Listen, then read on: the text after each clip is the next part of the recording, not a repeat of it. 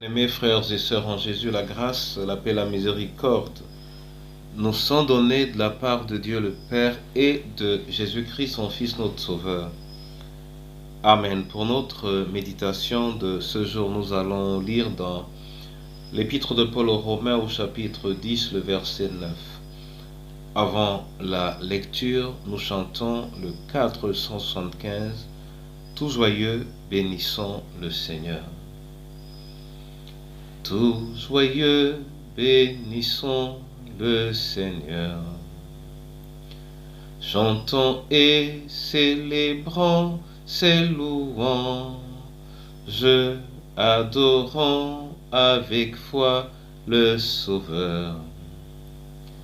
Nous joignons aux célestes phalanges, gloire à Dieu, gloire à Dieu. Gloire à Dieu, que ce chant retentisse en tout lieu. Gloire à Dieu, gloire à Dieu, que ce chant retentisse en tout lieu. Gloire à toi, Seigneur, et que tes enfants te chantent. Gloire à toi, Seigneur, et que ta parole nous vienne. Au nom de Jésus-Christ. Amen. Romains 10, verset 9. Là, il est écrit, « Si tu confesses de ta bouche le Seigneur Jésus, et si tu crois dans ton cœur que Dieu l'a ressuscité des morts, tu seras sauvé. »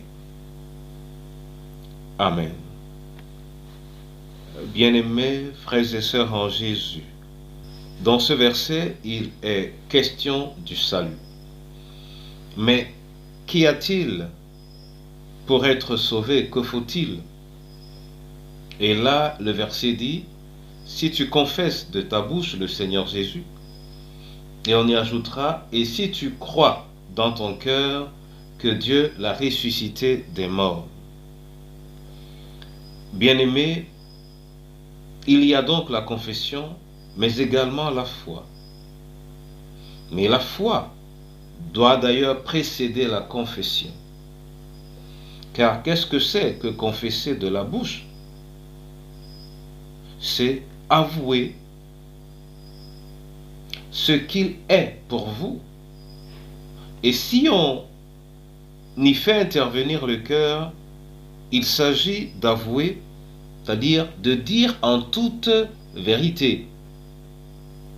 Il est donc question, dans la confession, d'être sincère et vrai. Et dans cette attitude, il est important également d'y avancer dans la foi.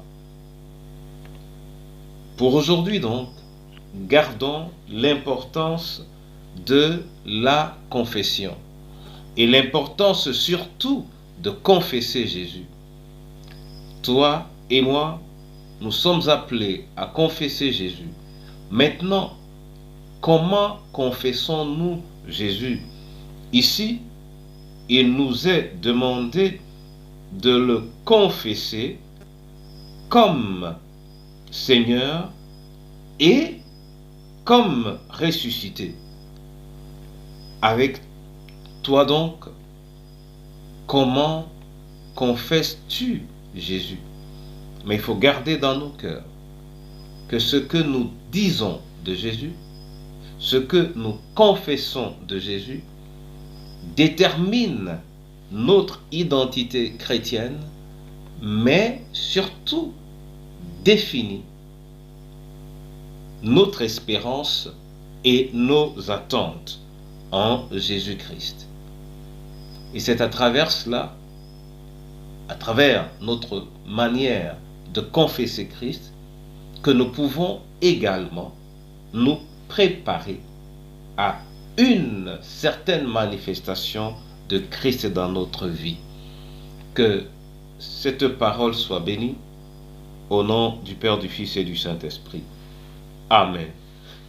Je veux te dire merci et te rendre grâce, Seigneur, pour ton amour et surtout pour cette parole. Apprends-nous à confesser Christ. Apprends-nous à dire comment nous voyons Christ. Apprends-nous à parler à Christ et à confesser Christ devant Christ.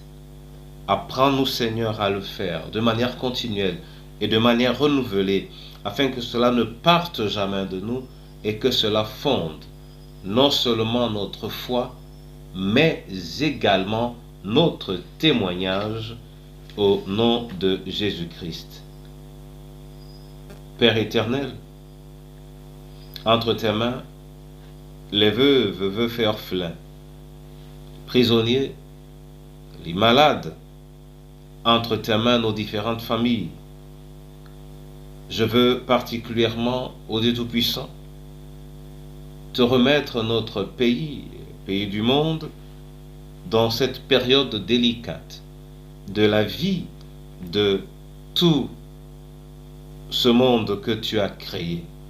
Mais merci surtout parce que tu nous as dit que nous sommes dans le monde et que nous ne sommes pas du monde.